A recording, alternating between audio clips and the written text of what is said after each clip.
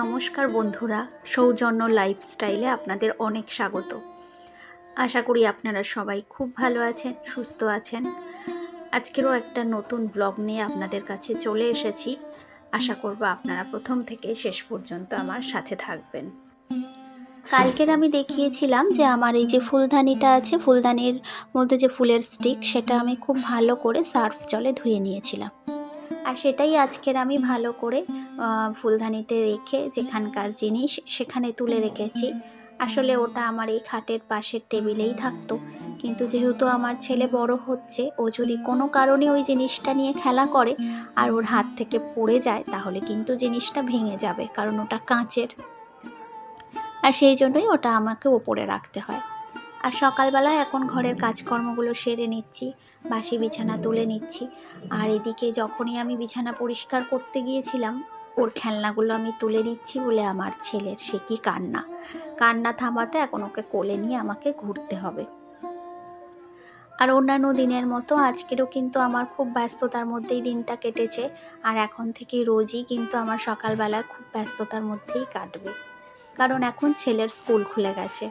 আর ছেলের স্কুল ওই 11টা থেকে, আর যার জন্য সকালবেলায় ওর টিফিন বানিয়ে দেওয়া বা ও কী খেয়ে স্কুলে যাবে সেগুলো করতে হবে। আর সেই জন্যই খুব ব্যস্ততার মধ্যেই কাটবে। আর এদিকে ওর জন্য আমি ভাত আর ডাল সেদ্ধ বসাবো বলে ওই ডাল ধোয়া জলটা এনে আমি এখন আমার এই বারান্দায় যে গাছগুলো আছে ওই গাছগুলোতে দিয়ে দিচ্ছি। আর এই জল যদি গাছে দেওয়া যায় তাহলে কিন্তু গাছ ভীষণ ভালোভাবে হয়, আপনারাও কিন্তু দিতে পারেন। তারপর গিয়ে আমি ডালটা সেদ্ধ বসাবো।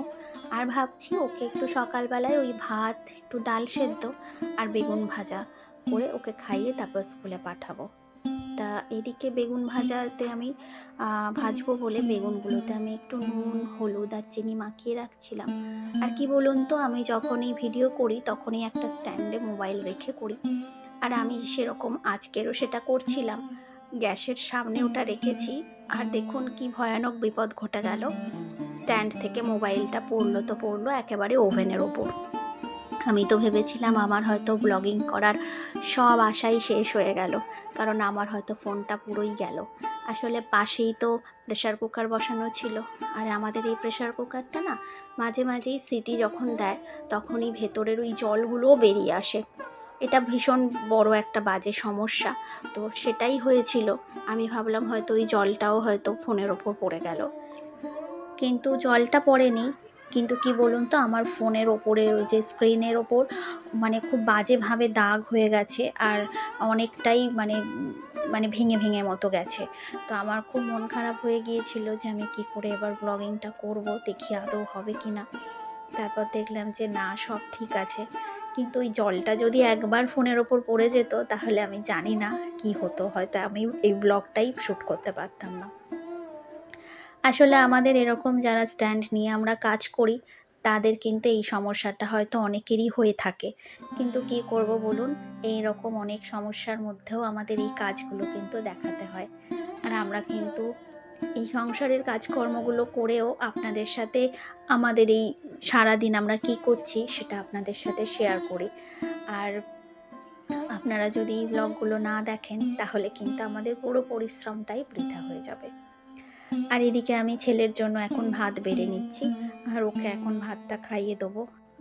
ছেলেকে খাওয়ানোর সময় আজকের ওর হাতে একটু ফোন দিয়েছিলাম, কারণ ও ফোন দেখতে দেখতে তাহলে তাড়াতাড়ি খেয়ে নেবে। আর যদি ফোনটা না দিতাম তাহলে ও বদমাইশি করতো আর খেতেও দেরি করতো। আর আজকের একটু তাড়াহুড়ো আছে, কারণ ও স্কুল বেরোবে, তো সেই জন্যই দেওয়া। আর তারপর ওকে খাইয়ে আমি রান্নাঘরে এসেছি ওর জন্য টিফিন বানিয়ে দিতে। আর আজকে ওদের টিফিনে ছিল কি, যে কোনো পোলাও বা সুজি এই ধরনের কিছু বানিয়ে দিতে। তো সেই জন্য আমি ভাবলাম একটু সুজি বানিয়ে দিই, আর কিশমিশ দিয়ে বানিয়ে দিলে ও এটা খেয়েও নেবে। তারপর ওকে রেডি করিয়ে ওর বাবাকে বললাম যে তুমি দিয়ে এসো, কারণ আজকে তারপরে আমার প্রচুর রান্নাবান্না ছিল, তো সেই জন্য ওর বাবাই ওকে দিতে গিয়েছিল। আর এরপর আমি বাবাকে খেতে দিচ্ছি রুটি আর বেগুন ভাজা। আসলে গরম গরম এবার মা বলছে যে তুমি তো রান্না বান্না করলে ওর জন্য, তা আমি রুটিটা বানিয়ে নিই। তো সেই জন্য মা রুটি করছে।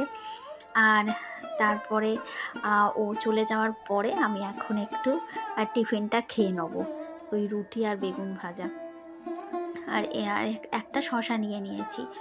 আর তারপরে কি বলুন তো, খেয়ে টেয়ে স্নান টান করে আমি আবারও রান্নাঘরে এসেছি। আমার ছেলের জন্য একটু চিকেন বানিয়েছিলাম, আর বাদবাকি যে চিকেনটা ছিল ভাবলাম আমার আর আমার হাজব্যান্ডের জন্য এটা করে নিই। একটু কষা কষা করে এই চিকেনটা করে নিয়েছি। সেই জন্য আগে আমি চিকেনটা তেলের মধ্যে একটু ভেজে নিয়েছিলাম, আর পেঁয়াজ, টমেটো, রসুন এটা তেলের মধ্যে হালকা ভেজে নিয়ে মিক্সিতে পেস্ট করে নিয়েছিলাম। তারপর ওই পেস্টটা মাংসর মধ্যে দিয়ে ভালো করে কষিয়ে যা যা লাগে, এবার একটু লঙ্কা, হলুদ এইরকমভাবেই করেছি। খেতে কিন্তু খুব ভালো হয়েছিল। তারপরে তো ছেলেকে স্কুল থেকে নিয়ে এসেছিলাম, তো তারপরে আমি আর আপনাদের সাথে সেগুলো শেয়ার করিনি। এখন এটা হচ্ছে দুপুরবেলা খাওয়ার পরে। গ্যাসের অবস্থা দেখুন কি অবস্থা হয়েছে, আর সেই জন্য আমি ভালো করে এটা ক্লিন করে নিচ্ছি। আর গ্যাস যদি এরকম পরিষ্কার না করা হয় তাহলে এরকমভাবে থাকবে, আর কখন দিদি আসবে, এসে দিদি মুছবে সেই ভরসায় না থেকে এগুলো আমরাই মুছে নিই। কখনো মা মুছে নেয়, কখনো আমি মুছে নিই। আর বন্ধুরা, যারা যারা নতুন আমার এই চ্যানেলে ভিডিও দেখছেন, তাদের যদি আমার এই ভিডিওটা ভালো লাগে তাহলে অবশ্যই কিন্তু আমার চ্যানেলটিকে সাবস্ক্রাইব করে দেবেন, আর ভালো লাগলে একটা লাইক আর কমেন্ট করে জানাবেন। আর যারা যারা আমার চ্যানেলটিকে সাবস্ক্রাইব করে দিয়েছেন সেই সব বন্ধুদেরকে জানাই অসংখ্য ধন্যবাদ। আর রান্নাঘর পরিষ্কার করার পর দেখলেন রান্নাঘরটা কত সুন্দর লাগছে।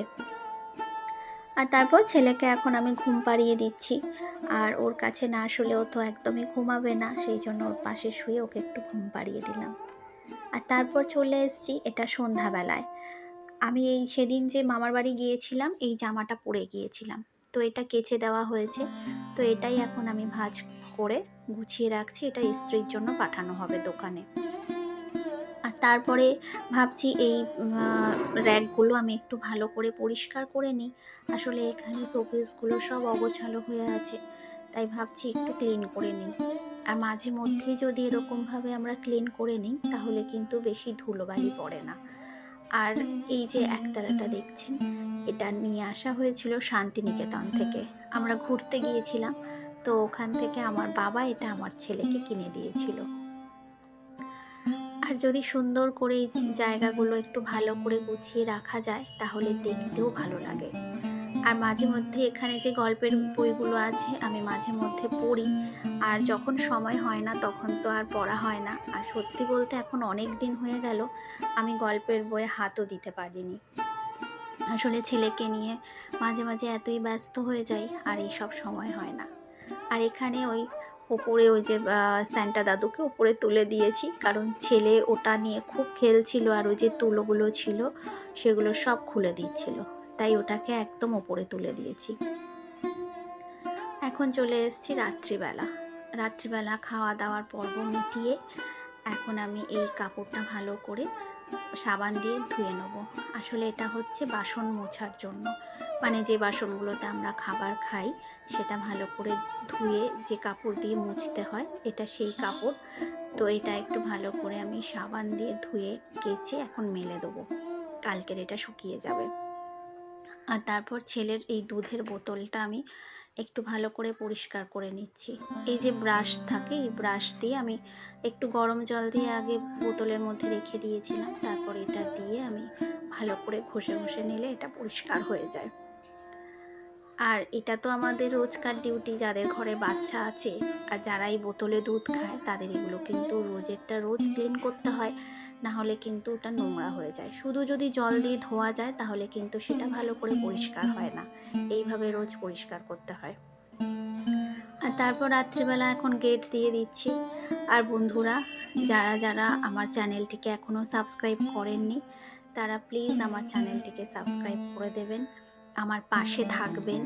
আর আবারও বলছি, যেসব বন্ধুরা আমার চ্যানেলটিকে সাবস্ক্রাইব করে দিয়েছেন তাদেরকে জানাই অসংখ্য ধন্যবাদ। এইভাবেই আমার পাশে থাকুন যাতে আমি আরও অনেক দূর এগিয়ে যেতে পারি। আজকের ব্লগটা আমি এখানেই শেষ করছি, আবার অন্যদিন আসবো।